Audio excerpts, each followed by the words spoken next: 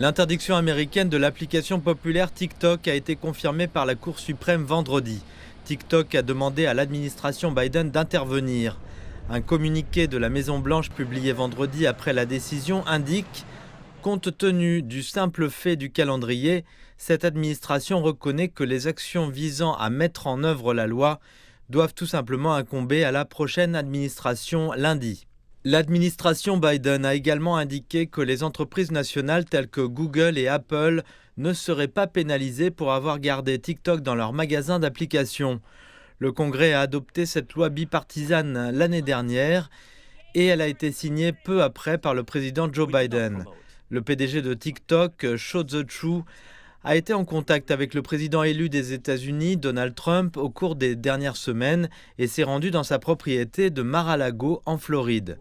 Pour sa part, M. Trump est revenu sur les appels qu'il avait lancés au cours de son premier mandat présidentiel pour interdire TikTok, ce qui avait déclenché une cascade d'efforts de la part du Congrès pour forcer la vente de l'application à une entité américaine.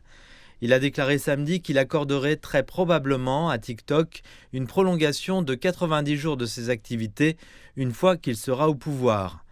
Vendredi, le chef de TikTok, qui devrait assister à l'investiture de Donald Trump lundi, est apparu dans une vidéo abordant directement l'engagement du président élu. Je tiens à remercier le président Trump pour son engagement à travailler avec nous, à trouver une solution qui permette à TikTok de rester disponible aux États-Unis.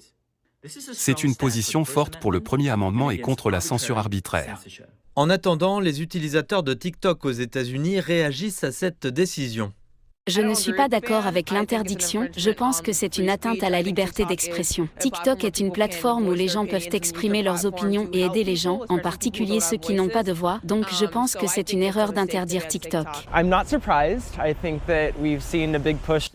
Je ne suis pas surpris, je pense que ça fait longtemps qu'on cherche à interdire TikTok. En tant que personne qui l'utilise depuis le tout début, il est certainement intéressant de voir à quel point cette application s'est développée, mais je pense que la chose la plus importante a été de voir comment la génération Z a tiré parti de cette plateforme pour faire avancer nos questions sociales et faire avancer ce que nous croyons être juste. Je suis un utilisateur de TikTok, je l'ai apprécié et je pense que c'est une excellente application, qu'elle a un excellent algorithme et qu'elle a mis les Américains en contact les uns avec les autres d'une manière que je n'avais pas vue depuis longtemps. TikTok a également été un important moteur de commerce pour des millions de petites entreprises et de créateurs de contenu.